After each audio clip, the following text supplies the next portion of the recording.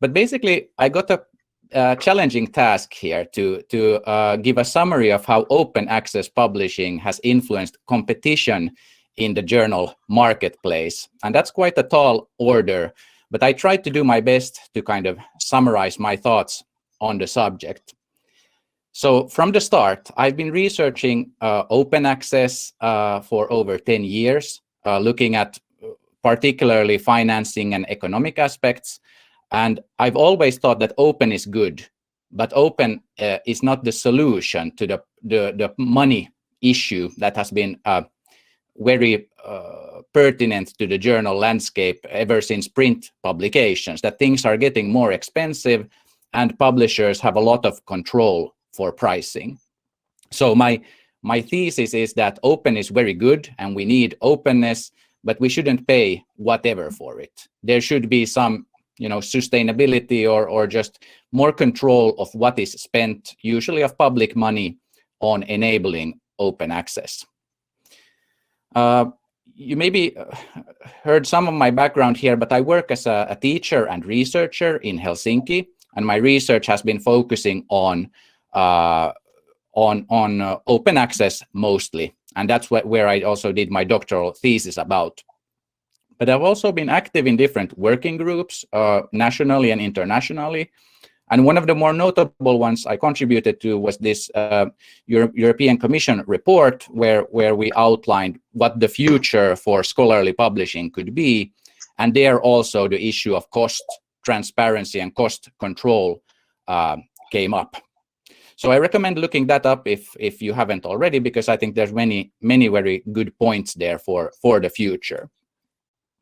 And maybe related to the activities some of you are familiar with, I've also been part of a strategy group supporting journal publisher negotiations in Finland.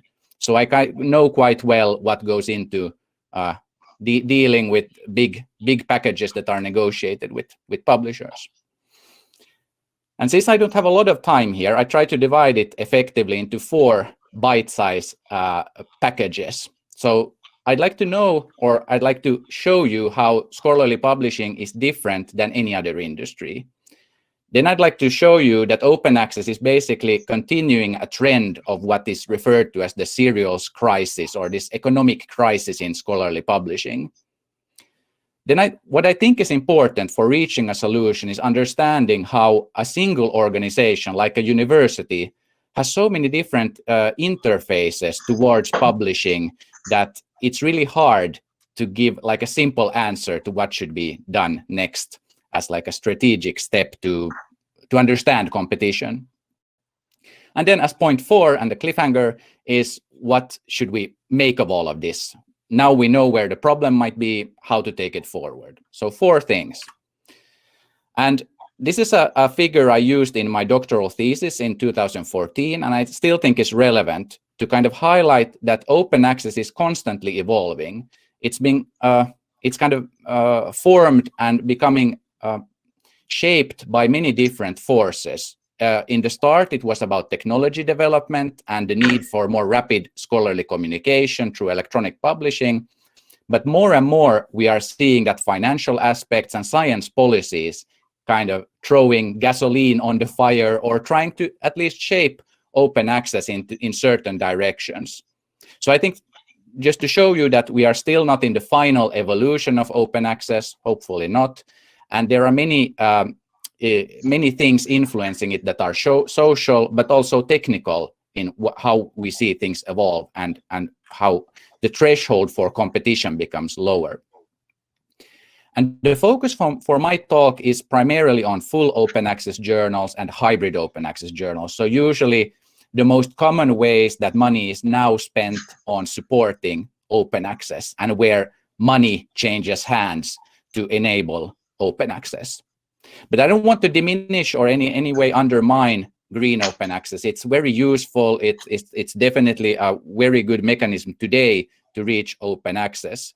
But I can't really cover everything in this short talk, so we'll save that for another day. So why and how is scholarly publishing different than the competition that we see in other industries?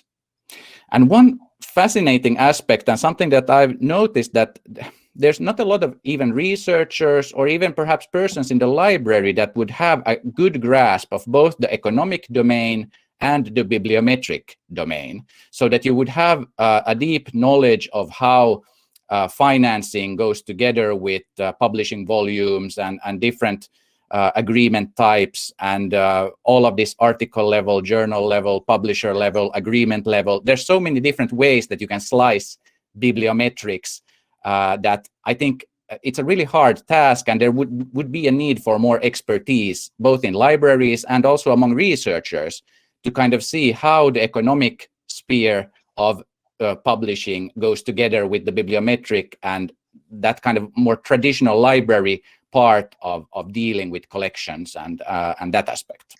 And that's maybe the point of this talk also, to highlight how these intersect together. And one thing that definitely characterizes journal publishing is that there's a really high market concentration, where some of the largest publishers are still very dominant. So that, depending on what index we look at, but around half of scholarly journals are published by 5 or so big publishing houses. And only 1/5 of these publishers' journals are full open access. So it's a very challenging environment to enable open access when so much control is given into these publishers who, well, I guess they compete, but they are also all on the winning team, so to say. They are all benefiting from the current market dynamics. So there isn't maybe like a healthy competition happening here in the top half of big publishers, in a sense, because whoever of these wins, maybe we lose, or something like that. There isn't like a natural competition that would drive prices down and service up. It's more of an oligopoly situation. So that's definitely something. And then this is a slide I took from a recent report from the European University Association, where they looked at the big deals in Europe and even found that these big publishers publish around half of journals, but they eat up almost 75% of library budgets. So what's left for enabling open access and supporting other mechanisms is even smaller, if we look at it this way. And this is where we kind of see that this bibliometric and economic dimensions kind of come together, when we see that publications is one side of the coin and costs provide an even different or deeper understanding for what is happening. So there's definitely a problem for competition here, that such a large of money is currently going into a few single pockets that can dictate the terms of the agreements quite largely. And that's why market control is not on the buyer's side. Like the demand is very distributed. It's very non-transparent. You know, usually prices of agreements, terms of these publisher agreements, even concerning open access, can be very masked, in a sense that it's hard to compare and gain leverage by banding together. And in the past, each publisher and journal was kind of a monopoly, in a sense. You couldn't subscribe to another journal just because you canceled another one. The knowledge and the contents wasn't the same. But now in the world of open access, we also have competition when it comes to researchers wanting to get published in certain journals. And that's also when pricing comes into the picture. So there's a monopoly on content, obtaining content, but there's also kind of a monopoly for researchers to get their research out in a certain journal. And in both of these transactions nowadays, there's increasingly a price attached to it. And one problem is also that there hasn't really been a reboot of pricing in scholarly publishing. It has been just a continuation of what the subscription prices were in the paper-based past, adding a percentage on top, adding more and more content to these big deals. And there has never been like a start from scratch negotiation about what we are actually paying for and how much we're paying for it. Then the international negotiation schedules are desynced, so that there isn't like this global push of making good deals happen. It's happening increasingly better now, but it's still so that different European countries are negotiating in different schedules, so they don't get the same leverage for asking for cheaper or better or more or whatever. So it's quite complicated. And then these three last ones where I kind of highlight that researchers are both providers of content to journals, but they are also interested in reading content from these journals. And the way publishing is entangled in the merit systems and everything, so it's very hard when the library is the paying customer to publishers, but the end consumer is the researcher. And getting everyone on the same page and everyone to agree when enough is enough or when the pricing is too high is complicated. So all of this just makes the market control it's very weak on the buyer's side of be it open access or be it subscription-based content. It's very a complicated constellation, as you can see. And then I'll show you some evidence that open access is becoming kind of an extension of the serials crisis, where money is an issue. And the issue of money has been tied to open access from the start. But I think in the beginning, there was this idea that openness will solve money, and openness will provide openness, like open competition and healthy competition in some way.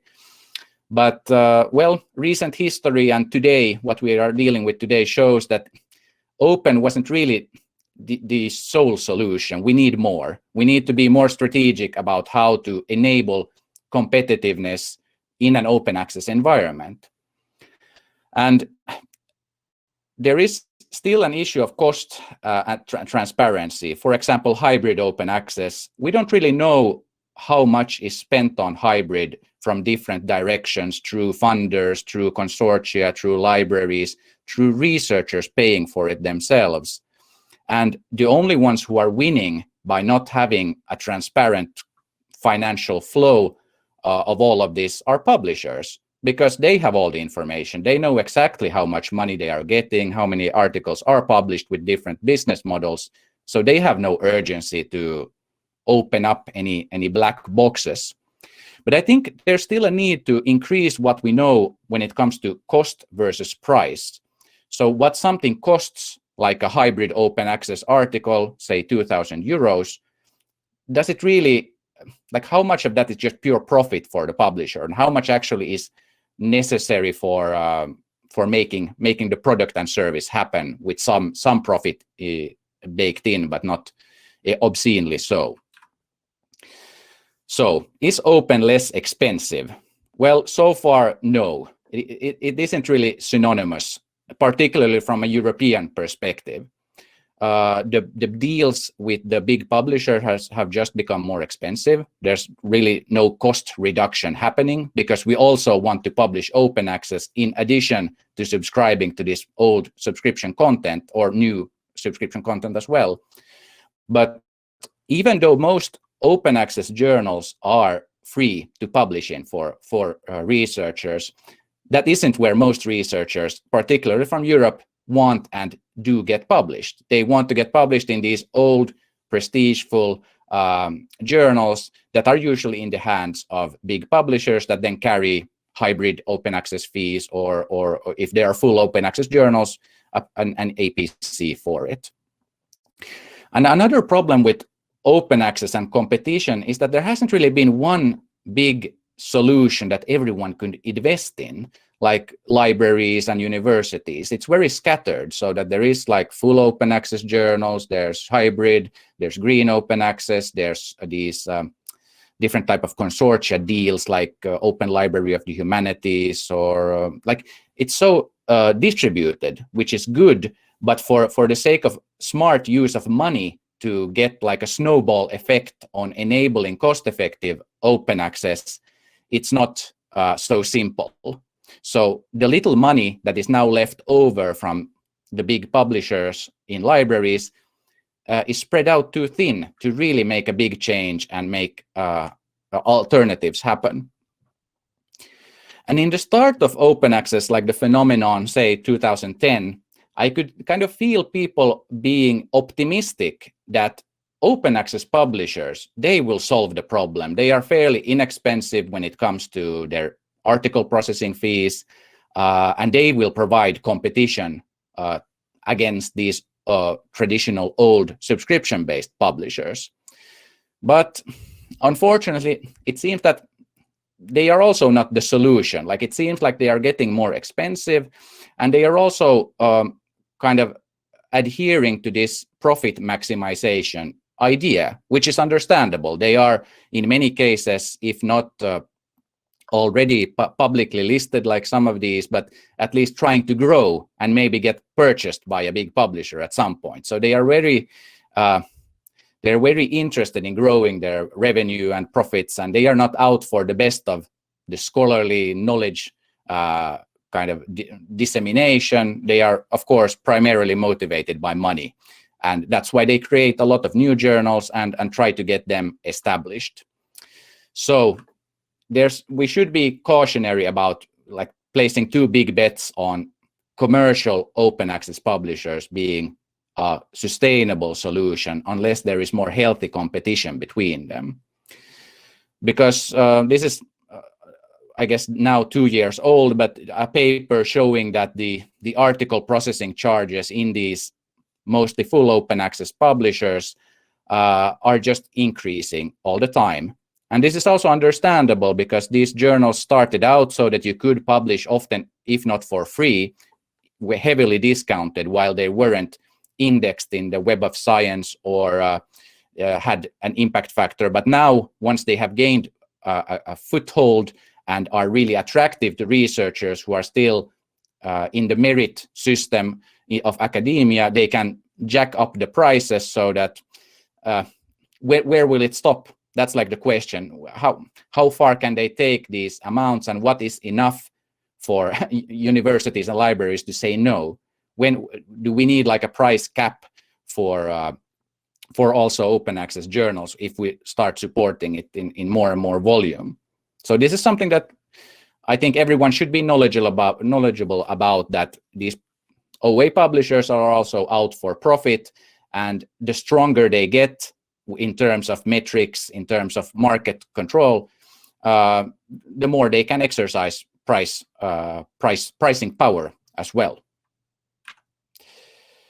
And then there's an interesting paper recently published in an open access journal that looked at Elsevier, looking at what type of amount of profit and revenue they do currently, and looked at what their article processing charge would be if they would retain the same level of revenue and profit and all of their articles would be open access. So what would be like divided by all of the articles they recently published for a single year, how much would they need to price their article processing charge in order to be equal to now?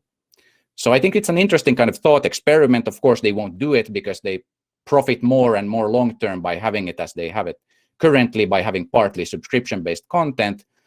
But Copielo came to the sum of $4,000 to about $4,500 per article as a charge that would be not sustainable to Elsevier, but equal to what is currently paid through subscription fees and other types of income to Elsevier. And then I guess the scholarly community can think, is this too much, or is this something that we can accept? Because basically we are paying this already, but just distributed through subscriptions. But yeah, just like a thought experiment and for kind of understanding that if Elsevier would flip all of their journals, what would the APC on average need to be for them to have the same level of profit? Because they, of course, wouldn't accept willingly anything less than what they have now. Their shareholders would not agree to a deal that would be less than what they have now. Then about the thought experiment or the need for more transparency in this cost versus price. There's also a recent paper in preprint form about looking at what it costs if you have professional editing, professional publishing platforms for a medium-sized journal. Like, what is the baseline cost that would be needed to outsource quite a lot of the labor-intensive and the technical aspects of publishing? And in this paper, Grossman and Brems came to a sum of about $400 that would be sustainable. So then you are not relying on too much voluntary effort. You are using modern professional services to take care of all the steps that publishers basically do now. And then we can start to think about the difference here, that if Elsevier would like $4,000, but it actually costs $400 roughly to publish stuff. So where does the difference come from, and how can we close that gap so that in the future we will be paying closer to $400 per article rather than $4,000 or $4,500, whatever. So if we take the $400 as a truth, then we would need to kind of work towards that and maybe accept that as some kind of a baseline fee. And then I think for understanding how we can move forward, we need to look at the multiple phases and interfaces of organizations. I see that the chat is lively there, but I'll try to not acknowledge it for now. But basically that we have many layers in universities and libraries and researchers that are all part of the same, well, under the same roof often, if not on the same campus. But basically the university is interested in securing funding, getting competitive applicants, and appear attractive in rankings and comparisons. But researchers are more individualistic, and they want to get published, they want to collaborate, they want to get positions and grants, and they have similar interests, but they are not the same. They have more short-term maybe and more personally driven ideas here, and also researchers are both contributors and consumers of content, so they also have this angle going for them. So the library is in a very tricky situation in thinking about how to best provide cost-efficient open access to all of this, and keeping everyone happy and moving in a direction that is healthy for the longer term. And then we start to mix in international science policy, for example, EU open access directives and you know, different types of pushes for more open access. We have national science policy that then tries to make this happen on the national level, and universities have to deal with it. And then we also have commercial publishers and research funders throwing in their spoons into this soup. So it's a very messy situation in a sense to then try to have a strategic open access agenda when there's so many interests, both internationally, nationally, locally, and coming from also publishers' commercial interests. That how should we deal with all of this? Because what this means for competition is just that there needs to be a clear vision. Otherwise, commercial publishers will basically set the terms for the agreements, because they have international power and can act collaboratively and make that happen if there isn't this concerted effort from other parts of academia. And I know as a researcher that you have to be risk averse and take your chances very conservatively at the start of your career, because of course many researchers and most researchers, in fact in Finland for example, are in temporary employment. So your next extension depends on where you get published and what grants you get, and it's either up or out. And of course then open access maybe isn't the first priority on your to-do list if you are kind of just wanting some bread on the table tomorrow as well. So like this squirrel here, it's good to have a parachute when you go out for risky business. So it's a very challenging thing to motivate researchers to be the key for increasing competition or for forcing change to open access, because I think they are the most vulnerable when it comes to doing bad decisions. Like they suffer most personally if they publish in journals that aren't counted anywhere but are open access, and they kind of get pressured into doing innovative thing while the merit system stays the same. So it's very problematic. I don't want researchers to be the test rabbits of this experiment. So I think the change and the enabling would need to happen higher up, so that researchers would be safe in enabling open access without risking their careers. And that's where we need some kind of a delicious soup made up of sticks and carrots. So we can either force people to adhere to certain open access requirements, or we can create incentives to do it. And of course, all of this shapes competition. As I mentioned in the beginning, for example, science policy shapes competition. It shapes what kind of business models are appearing in the marketplace. And one type of stick that has been very apparent in open access is these mandates.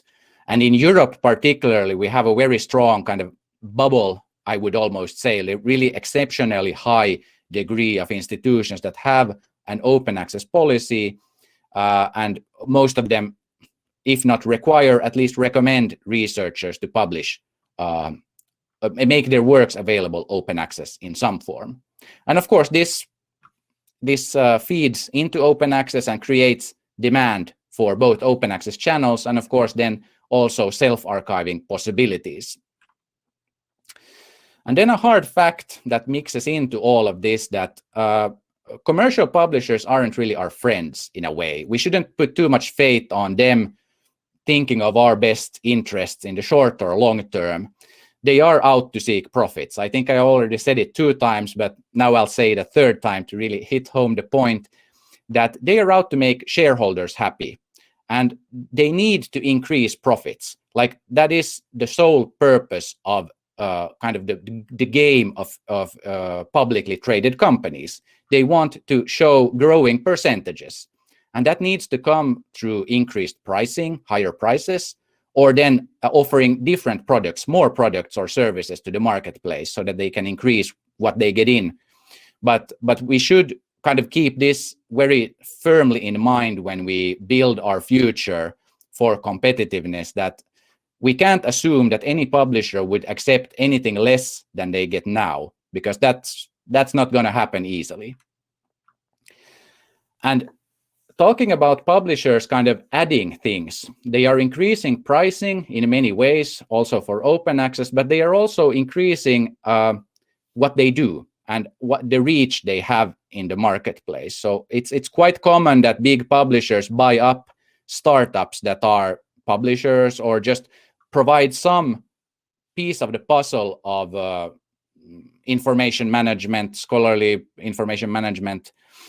So there's also kind of a leaking bucket in competition. So once some initiative becomes very, maybe even threatening to a publisher, they buy it and make it part of their portfolio.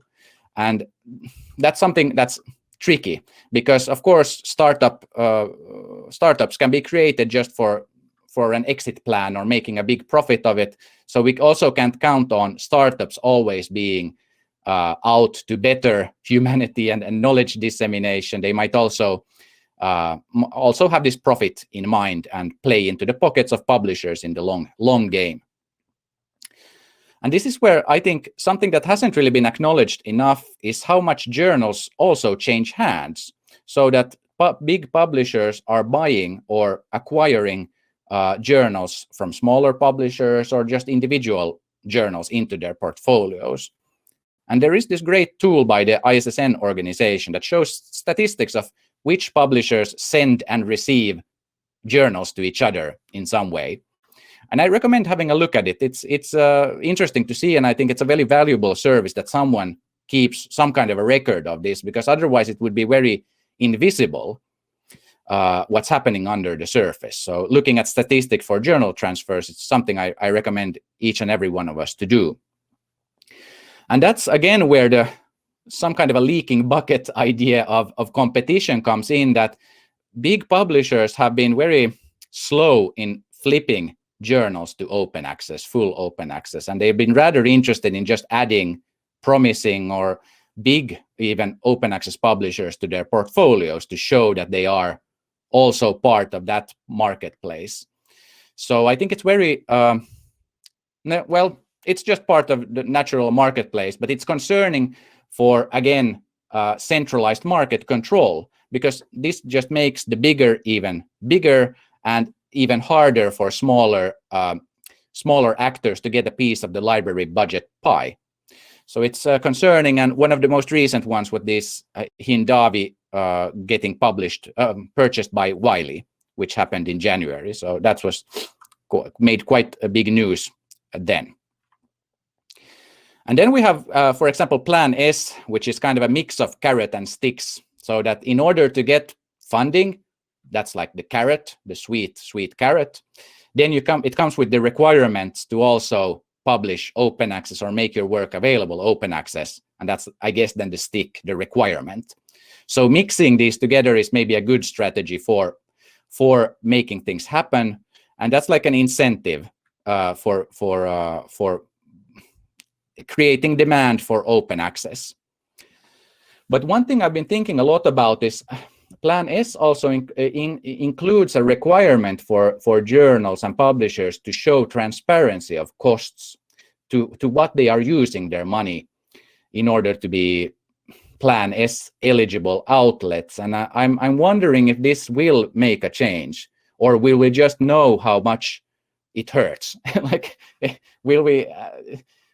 will cost transparency be the key to change, or is it just is it still just it's maybe not the key to reaching leverage over publishers, because a lot of things can be masked in fixed costs and different types of cost posts. So I'm not sure cost transparency in itself is the solution, but of course it helps to have more insight into what publishers use their fees for. But we'll see, because so far cost transparency hasn't really been like a driver for lower pricing, because there are so much stronger things happening as well. So now I painted maybe a negative picture, but we all know the good sides of open access. So there's really no point in me preaching to the converted. I hope that you already believe in open access benefits and that being the model for the future. But what should we think about all of these clouds in the sky that could at some point become even more severe for the growth of open access? And that's when I saw this interesting tweet. It was by the open access advocacy organization Spark in North America, who lamented the Wiley acquisition of Hindavi and said that this was kind of a bad thing. And it is bad for competition. But then the smart man, Leslie Chan, jumped in and had this kind of very smart dialogue here that maybe scholarly communication shouldn't really be about kind of competition and a market, because is it a game that we can win if we kind of paint that as the most important aspect, or like frame the whole setup in being like a very kind of a financially driven marketplace? That should we try to kind of pull the plug on all this narrative and try to reframe all of it? So I think this was a very, very good and short and sweet dialogue happening, and that's why I wanted to raise it up, because it might be that thinking about competition and trying to drive pricing, it's maybe a game we can't win against very powerful market forces. So we should come up with other solutions that aren't as commercially driven. And I don't want to toot my own horn too much, but in this report that we wrote, there is like a quote here that nothing will change, basically. Nothing has the potential to change things as much as changing rewards and incentives in the landscape. That is kind of the key to shaping how researchers publish and also shape the opinions of researchers when it comes to alternative methods of disseminating their works. And I guess many of you are already familiar with the idea of this declaration of research assessment, the San Francisco DORA declaration, in that we would need to get rid of journal-specific metrics and not maybe the metrics themselves, but their use in researcher evaluation. We would need more diverse ways of doing it, because otherwise we are just making the stronger, and these impact factors are not a good measure of like article quality.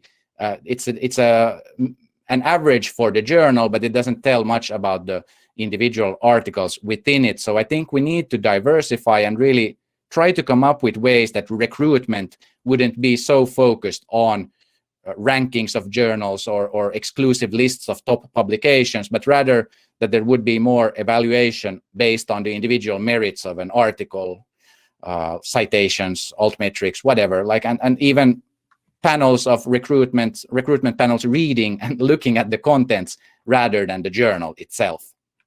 So that's one thing. And then I think another problem is that as long as we go through the cashier, like customers, this front-end funding, that we're paying each article individually, or we are being like in a lower position to the publishers, we are still paying the maximum that can be taken out of us. So as long as we provide this front-end funding, we'll have kind of a profit maximization going on. But if we can come into a scenario where we can provide back-end funding, like own part of the factory, so to say, and be a co-owner of the infrastructure, that's when we can have more control over pricing, more control over everything. But as long as we go along and outsource a lot of what happens behind the scenes, we'll be paying the market rate for everything. And going on this analogy of owning the factory or part of it, I'm really happy to see that university presses are kind of seeing a renaissance in adopting journals and also publishing monographs and taking a stronger stance in enabling open access. It's not a solution in itself yet, but I think it sets the scene for universities also to become kind of a stronger player in also scholarly publishing infrastructure. So this is just the start, and we'll see how this plays out in the long term, but I'm really hopeful that it could be one piece of the puzzle to provide alternative ways to disseminate information. And one thing which I think has been the savior of open access in many ways are regional portals.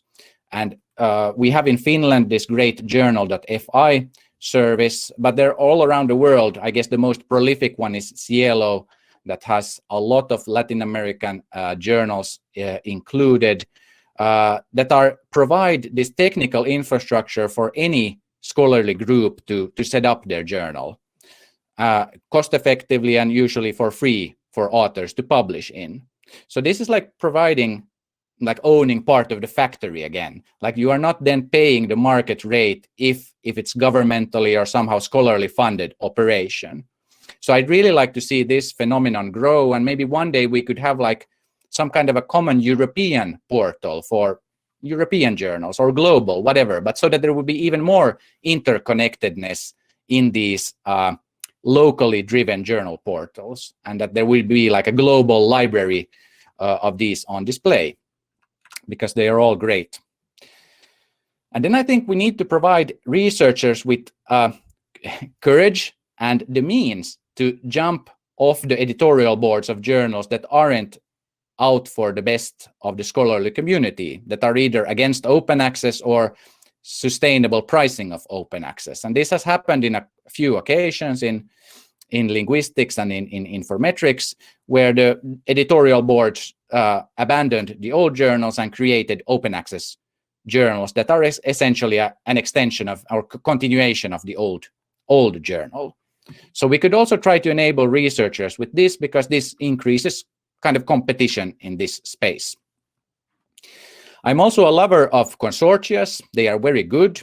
And that's like something that has changed, I think, in the last five years, in the strength of particularly European consortia in negotiating with big publishers. We still kind of maybe need to tweak a bit what the vision is for 2030, 2040. Are transformative deals the key? But as long as at least countries and even consortia together can band in what they require from publishers, there is potential to change stuff. So I'm a really big lover of this movement, and I hope we can get even more unified consortia going to really get leverage. I'm now moving on towards some kind of a conclusion here, that I'm a bit concerned that transformative agreements shape the preferences of researchers, that they become even more locked in to then publishing, becoming incentivized to publish in big commercial publisher journals because it's free to them. And how will this influence library budgets, as even larger parts of the budget pie are paid for also enabling open access? What's left to invest in anything else, any alternative future? Another concern is this for competition is Europe creating kind of an open access bubble, in a sense that we are so kind of far ahead and pushing so strongly forward that many parts of the world aren't really keeping up.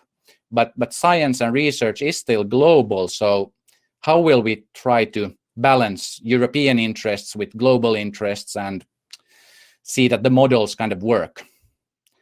And in the future, if we accept APCs and this article processing fee to some degree, how will we see that there's still equal participation in science, so that it doesn't become a threshold for getting visible that you have a couple of €1,000 somewhere in an organizational budget to do stuff? So that needs to be taken care of. Then I'm hopeful that this growth in preprints will shape journal publishing, that it would kind of take some of the air out of the need for formal journal publishing for the sake of getting noticed or getting visible.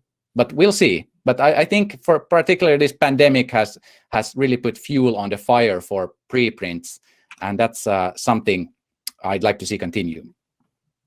But I still think, my final slide, bear with me, Andre, it's we need to be brave. We can't take small steps sideways. We need to kind of make this change happen fast in a way, because now we are paying for multiple systems simultaneously and are spread very thin. And we need collaboration, because these commercial subscription-based publishers in particular are wanting to have their cake and eat it and have it next year in a larger capacity as well. So we need to be strategic about how to deal with that. And we need coordination. And that's where I think consortia, research funders, science policy can help in pressing prices down and increase competition. That's basically all for my part. Merci. So thanks a lot, Mikael, for this thought-provoking presentation. We have so many questions. Yes, so, I saw. Yeah, so maybe I will, can you read them? I will read them. Let me check. Yeah, I will. So I'm reading the questions, okay? So well, yeah. Let's start. Okay, let's start with the first one I would like to ask you. So, given the existence of Diamond open access founded by public institutions, with an example, do you think we still need private publishers? Don't you think we should try to move fully to these free journals? Well, definitely. I think that would be a good solution to create this environment that would be no fee open access for participation. So definitely, if we can scale this up, that would be very useful. Like I think that is a model that would work, because if we can again fund the system from behind the scenes, then there is more possibility to influence how it will develop in the future as well. So definitely, that's something I'd like to see. Okay, thank you. Another one I think is gathering some more votes. So it's about the assessment. So don't you think that one of the main obstacles on the road toward open access is research assessment? So, for example, the impact factor. So what do you think about this? Well, definitely. I think we would need to become detached from like journals as some kind of a automatic quality label for research, because that's not like the case, and we don't need to use that. It was maybe useful in the past when you need to order entire volumes of journals to a library and you wanted to use your money smartly in some way. But for research assessment, I think we should abandon journal level metrics as soon as possible. It would be much better if we can start to judge articles on their own merits instead. So definitely, I think that's a very good point. Yeah, so many questions on the community-owned journals or platform, or even somebody from the European Commission asking if the new platform from the European Commission could be a solution.